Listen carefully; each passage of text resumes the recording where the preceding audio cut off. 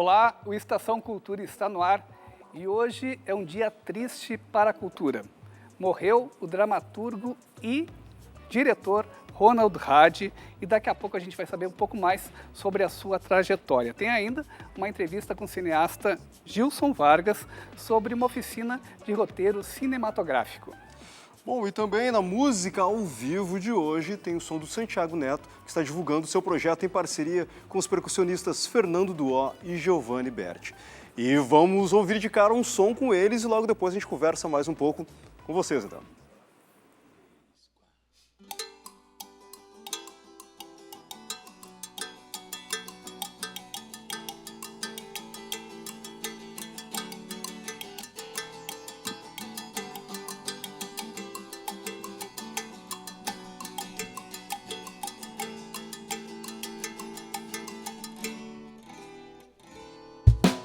Ela está tão linda do meu lado e eu sou feito um bicho dormitando à luz do sol. Meu amor que andou meio apagado, vê que já não cabe na grandeza dizer só. Sei que andei meio de porre, a mão fina me percorre, ela me pegou na contramão.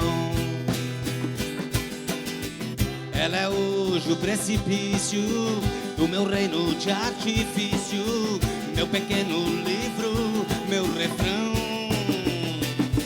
Bem-vinda, bem-vinda, bem-vinda. Bem-vinda, bem-vinda, bem-vinda. Ele no seu canto atormentado, sonho revirado, sem desculpa e nem perdão. Eu era um jardim, mas sem cuidado, vazio da espera, atravessando a solidão. Sei que andei meio de porre, a mão fina me percorre, ela me pegou na contramão.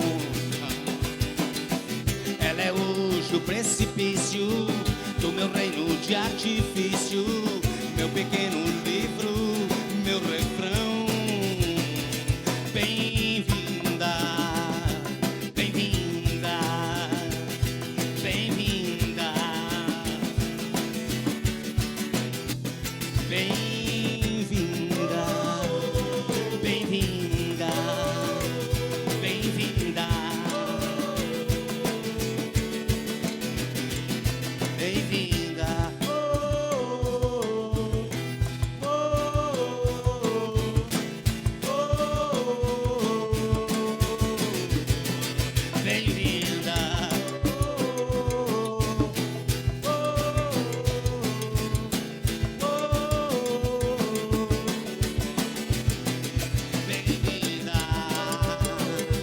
Bem-vinda, bem-vinda, bem-vinda,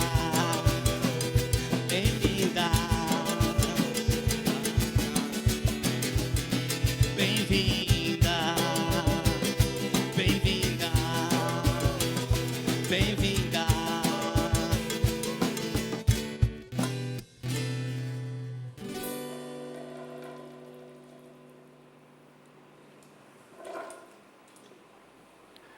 Morreu na manhã desta terça-feira, no Hospital São José da Santa Casa, aqui em Porto Alegre, o dramaturgo e diretor Ronald Radke. O Radke tinha 71 anos e desde novembro do ano passado ele sofria da síndrome Guillain-Barré, que é uma doença autoimune. O velório acontece das 3 às 5 da tarde de hoje no crematório metropolitano. Natural de Porto Alegre, Ronald Radke era diretor e dramaturgo. Há 48 anos, fundou a Companhia Teatro Novo. Em seu grupo, dirigiu ou criou mais de 60 peças com textos dedicados para os públicos infantil e adulto. É o de vampiro! É o assassinato de outro! E não foi o que você tramou! 15 anos, Hadi fundou o Teatro Novo DC, no shopping DC Navegantes, com a sala de espetáculos Carmen Silva. Outro destaque em sua trajetória é a criação, há 40 anos, do projeto A Escola Vai ao Teatro, com cerca de 50 mil crianças indo ao teatro todos os anos. Eu sou um pato, sim! Em 2015, o professor e crítico Antônio Hohlfeld escreveu Ronald Hadi, o Perseguidor de Sonhos, uma biografia que resgata a história do dramaturgo gaúcho, um dos grandes nomes do cenário cultural do país.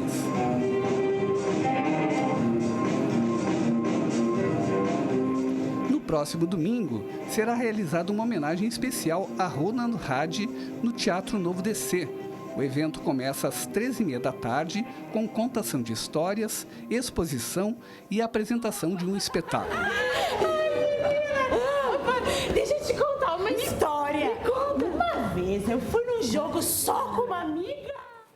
Diretor, roteirista e produtor Gilson Vargas ministra a partir da próxima segunda um curso de roteiro cinematográfico no Fluxo, na Escola Fluxo de Fotografia. Olá, Gilson Vargas, tudo bem? Tudo bom. Bom, um curso extenso, são 12 encontros, isso? São 12 encontros, fechando 30 horas, né? Eu acho difícil um curso de roteiro ser mais curto do que isso, porque a gente precisa abordar desde os primeiros fundamentos, né, passando pelas questões técnicas até as questões mesmo de dramaturgia, né, de como desenvolver enredos, ideias, personagens, né?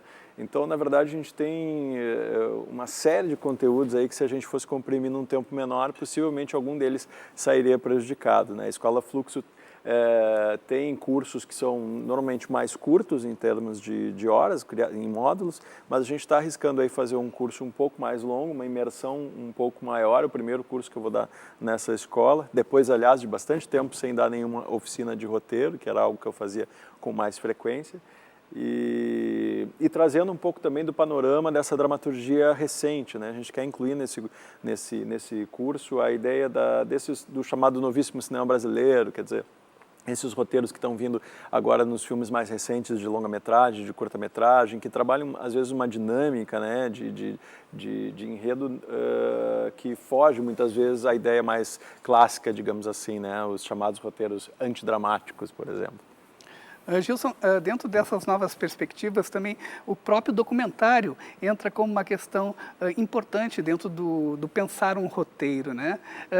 Tem uma parte do curso que já é na primeira aula que chama o que faz, né, um roteiro ser um roteiro. E eu te pergunto, né, porque como traduzir para as palavras, quer dizer, esse universo de sons e imagens? Pois é, eu acho que assim, né, quando eu me lembro que eu fui buscar informação sobre roteiro, quando eu queria me tornar um roteirista, o material era muito escasso, isso no início ainda dos anos 90, assim como o próprio cinema brasileiro era muito escasso, né? A gente não tinha livros, a internet era incipiente, os materiais eram muito raros. E os poucos materiais que existiam, eles eram bem paradigmáticos, assim, tinha um formato, tinha que seguir aquele formato com rigidez, com rigor, tinha toda aquela mítica da ideia, 1 minuto por página e tal. E hoje, 20 anos depois, a gente vê que isso está muito mais, que a forma de escrever um roteiro, ela está mais aberta, ela está mais dada ao estilo do próprio roteirista, claro, ainda obedecendo a escrita audiovisual, que é basicamente escrever imagens e sons. Mas a gente pega um roteiro de um carinha Inus, por exemplo, que faz filmes muito poéticos, a gente vai ver que o roteiro também é muito poético. É uma poesia que tem imagem e som, é uma poesia que não foge do audiovisual, que não é literatura, mas é uma poesia na qualidade da palavra, na palavra que é escolhida, esculpida, colocada de forma precisa para evocar uma imagem, uma atmosfera. E, como diz Bertolucci, a primeira função de um filme é te transportar para um outro lugar, né? Te levar para um espaço imaginário que é o espaço daquela criação. E o roteiro tem esse desafio. E o desafio num suporte muito restrito, que é o suporte em termos de audiovisualidade, né? Em termos de cinema, que é o papel. Ele não é restrito quando ele é literatura, mas ele é restrito quando a gente está antevendo um filme, né? Comparado a uma tela de cinema. Então, essa primeira escritura é muito desafiante e ela é fundamental para dar os primeiros passos. E o cinema contemporâneo, que tem borrado cada vez mais as fronteiras entre a ficção e o documentário, respondendo a tua pergunta, coloca em xeque também, né, as formas mais usuais de escrever um roteiro. Então, Claro que a gente primeiro faz toda aquela parte básica, a compreensão da base, que está mais ligada dessa forma mais rigorosa, e depois a gente vai tentando forçar um pouco os limites para, quem sabe, ter um roteiro que seja mais particular, né? Mais próximo do que a gente chamaria de roteiro de autor, né? Bom, quando a gente vem aqui, muitos escritores vêm aqui e falam sobre suas oficinas também, e falam justamente sobre isso, da ideia do escritor também conseguir enxergar o que ele está escrevendo. Então, de uma ideia já pensar de uma maneira audiovisual. Também o teu curso vale também para, de repente, para quem quer enxergar o audiovisual de outra forma também, para não só quem quer escrever para cinema, claro, para quem quer realmente produzir para o audiovisual, mas também para quem quer aguçar a sua própria escrita também, vale? Eu acho que vale. A gente vai falar, por exemplo, sobre qualidade poética da palavra aplicada ao audiovisual, e é uma aula que eu acho que ela tem repercussão para a escrita, independentemente da pessoa estar escrevendo para cinema ou não, né? Eu dei uma oficina, uma das últimas oficinas que eu dei já faz alguns anos foi na Feira do Livro, para pessoas que trabalham mais com literatura, inclusive, e foi uma troca muito interessante. Até porque a literatura também está muito audiovisual, né? A gente vê que a literatura recente é uma literatura que evoca muito o cinema na sua própria construção, né, de imagens, construção narrativa. Claro que é específico para cinema, mas eu acho que transborda o cinema e pode, né, ter uma interlocução com a própria literatura num sentido mais amplo, né? Pois então, lembrando então aqui, ó, roteiro cinematográfico, oficina, ou curso, na realidade, com o Gilson Vargas, a partir do dia 2, na Fluxo, lá na João Teles, 219, contato, aparece aí, contato@escolafluxo.com.br. Obrigado, Gilson, pela presença aí. Beleza, obrigado. Bem, a Estação Cultura faz um rápido intervalo.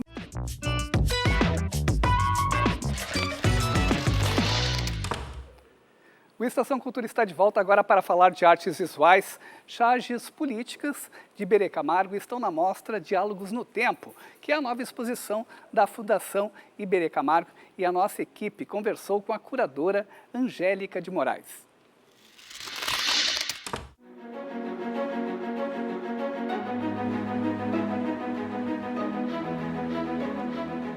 Esses trabalhos são basicamente focados nos anos 80. Por que nos anos 80? Porque foi o período que eu tive a oportunidade de conviver com Iberê Camargo. Então eu acho que a gente fala melhor ou trata melhor das coisas que a gente conhece de perto. E eu tive a oportunidade de ver o Iberê trabalhando, fazendo muitas dessas telas, e ele próprio me falando sobre esses trabalhos, e a gente conversou diversas vezes, eu fiz muitas entrevistas com ele nesse período em que eu morava aqui em Porto Alegre e tinha a oportunidade de conviver com ele. Foi quando ele veio, né, se radicou novamente em Porto Alegre.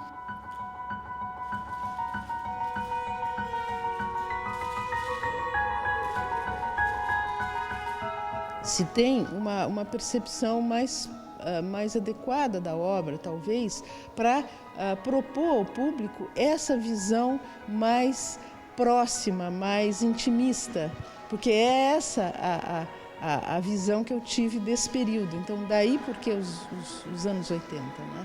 E também é um período em que o Iberê resolve retornar à figura humana, coisa que ele não estava, até aquela época, tinha abandonado.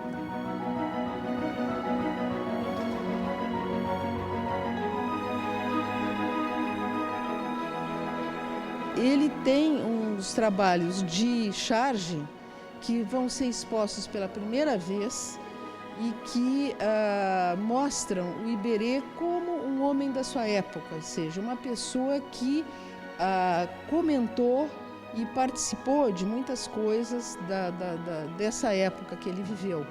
No caso específico, o que eu selecionei? Eu selecionei charges que ele fez numa época muito conturbada do Brasil, que foi a época que teve a campanha das diretas já, e depois teve o impeachment do Collor.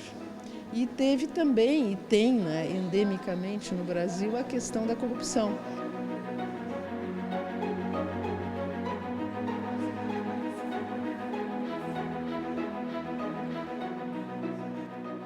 O Iberê dizia o seguinte, que ele fazia charge porque eram questões contingenciais, de contingência, de momento, né? E que a pintura ela se pretende de uma permanência maior, né? Então, quer dizer, um assunto da sua obra, da obra do Iberê, a obra artística do Iberê, ela remete a uma permanência. A charge era um comentário ao pé da página, uma conversa, uma coisa completamente, digamos assim, livre, né? Livre e sem compromisso.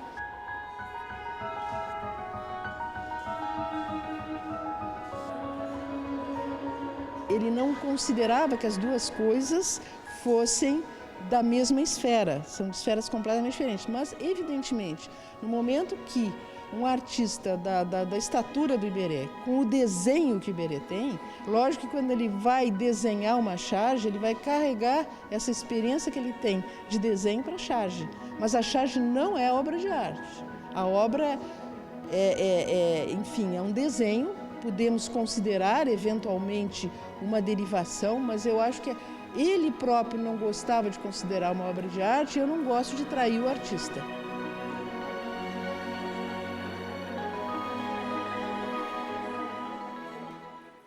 Tu confere agora uma sugestão da escritora Carol Ben-Simon no nosso quadro Dica do Estação.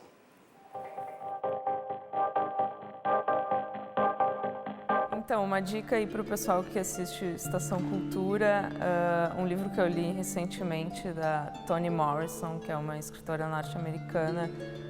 Esse livro é dos anos 80, se chama Amada e se passa um pouco depois da Guerra da Secessão, escravos recém-libertos e tal. É muito impressionante, enfim, pelo retrato que ela faz e também pela prosa, que é uma coisa meio uma mudança de ponto de vista e, enfim, uma técnica muito apurada e ao mesmo tempo tem alguma coisa de realismo fantástico, assim. Então, Amada, da Toni Morrison. Os músicos Santiago Neto, Giovanni Berti e Fernando Duó estão retornando de uma turnê pelo Uruguai. E esse mesmo formato vocês estrearam também no Uruguai, né, em março desse ano, né, Santiago? A gente foi tocar no Festival Del Rio, uma grande festa ao ar livre, né, parece que é a maior que tem lá em Montevidéu. Uma coisa muito legal foi antes do Rubem Rada, um mito da música uruguaia, e a gente foi como uma atração internacional, foi muito bacana. Aliás, essa coisa ela vem de outras ações anteriores minhas, né? Eu já tive outras vezes entrando no Uruguai, várias vezes, né? Desde essa antes do Rubem Rada foi a última, agora vocês estiveram nesse final de semana, é isso? Não, nesse fim de semana isso foi dia 16 de março. Esse. Foi lá em março, dia 6 de março, e agora nesse fim de semana a gente tocou na Sala Citarrosa, que é um templo da música no Uruguai, né? É uma sala toda voltada para a música, muito legal, um teatro lindo, né? Que era no Festival Bandas em Rede, que é um festival que reúne grupos de Chile, Argentina, Uruguai e Brasil. E esses grupos, essa ideia do Bandas em Rede é justamente facilitar ou criar estratégias para a circulação independente de grupos nesses territórios, né? Do Cone Sul. Santiago, que som que nasce desse encontro de vocês aqui? Olha, tu sabe que a minha música ela sempre teve um viés voltado para o lado do eletrônico, no sombreiro, e para o lado do rock puro mesmo, que é o caso dos Missioneiros Eletrônicos. Quando eu comecei a fazer a ideia de montar um trabalho novo para esse ano, né, a minha companheira Arlene Lopes teve a ideia, achando que o Giovanni era tecladista, disse, eu acho que era melhor tu tocar com o Duó e o Giovanni, porque ela já tinha conhecido o Duó, ela não é daqui, ela é da Bahia, e ela achava que o Giovanni era percussionista. Aí eu digo, cara, que era tecladista, eu digo, que baita ideia, né, eu vou fazer a minha viola com 2 percussões. E aí rolou uma coisa muito legal, porque os guris trouxeram uma brasilidade para cima desse negócio tão fronteiriço, né? Essa coisa tão portunhol, tão mestiço, voltada para o regional aqui, e que dialoga com o rock. Então, a entrada do maracatu, da embolada, a entrada de outros ritmos dentro da minha música foi uma coisa fantástica mesmo, foi uma renovação, né? Essa história de fronteiras te puxaram um pouquinho mais pro Brasil. Me puxaram mais pro Brasil do que pra Argentina e Uruguai, né? Mas foi muito legal, cara, porque na real o cara entrar num outro país, né, sem esse pedigree, essa marca de brasilidade, né, é uma coisa que conta um ponto a menos para um artista brasileiro, eu creio. Então, às vezes que eu fui para o Uruguai anteriormente a essa formação aqui, a galera gostava um monte, achava super legal, mas era uma coisa muito mais voltada para a visceralidade do rock, para a questão do discurso do artista que tem uma coisa de trazer a invisibilidade dos povos de fronteira dentro da sua obra. Então, era uma coisa legal, mas a sonoridade, né, ela ficava... Os caras ficam esperando, por exemplo, tu falar em português. Eles querem que tu fale em português, eles não querem que tu fale em portunhol ou espanhol com eles, né? Então, essa coisa de trazer essa marca de brasilidade para dentro de uma coisa que já dialoga com eles, foi fantástico mesmo. E agora esse som veio para o Brasil de que forma? Vocês tocam lá, estavam tocando bastante no Uruguai, fazendo essa...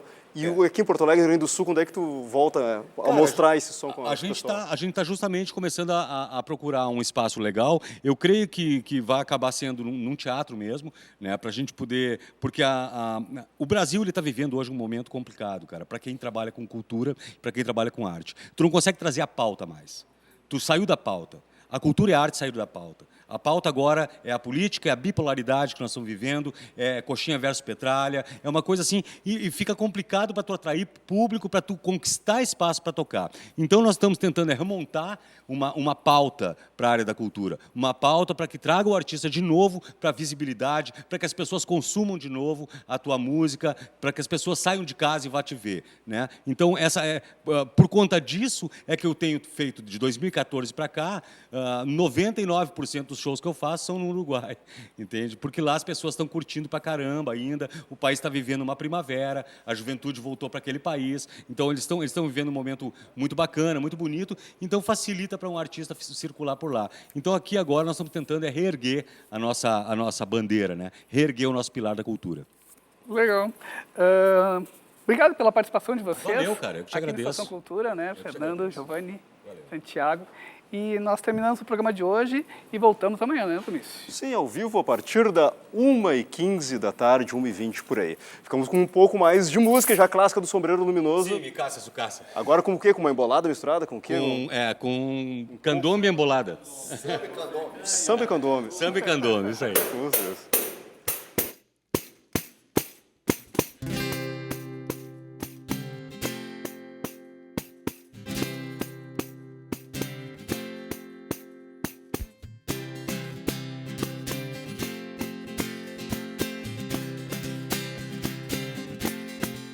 ¿Dónde vas tan loca? No seas tan sola. Sabes que mañana mi casa es su casa. Sabes que mañana mi casa es su casa. Te quedaste sola y lloraste ahora.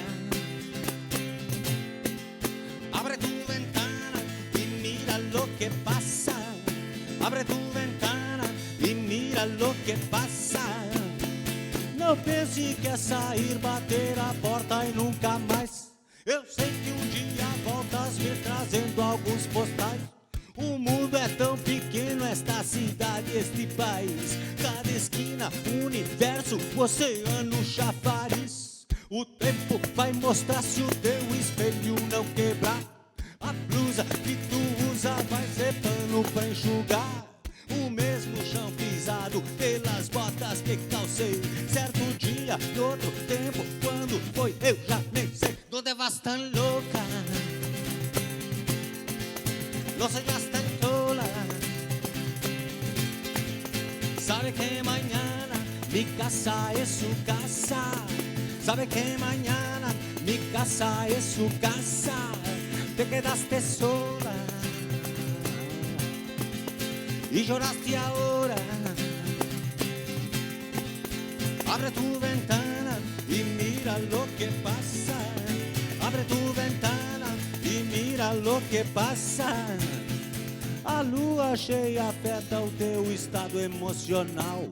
A luz da rua acorda primata irracional. que acende uma fogueira na caverna do metrô. Encosto o ouvido na calçada pra saber onde é que eu tô. O tempo vai mostrar se o teu espelho não quebrar. A blusa que tu usa vai ser pano pra enxugar. O mesmo chão pisado pelas botas que calcei certo dia, em outro tempo, quando foi eu já não devas tan louca, no debías tanto lá. Sabes que mañana mi casa es su casa. Sabes que mañana mi casa es su casa. Te quedaste sola, sola y lloraste ahora. Abre tu ventana y mira lo que pasa. Abre tu ventana y mira lo que pasa. Sabes que mañana mi casa es su casa.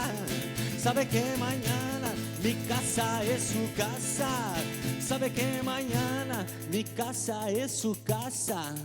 Sabes que mañana mi casa es su casa.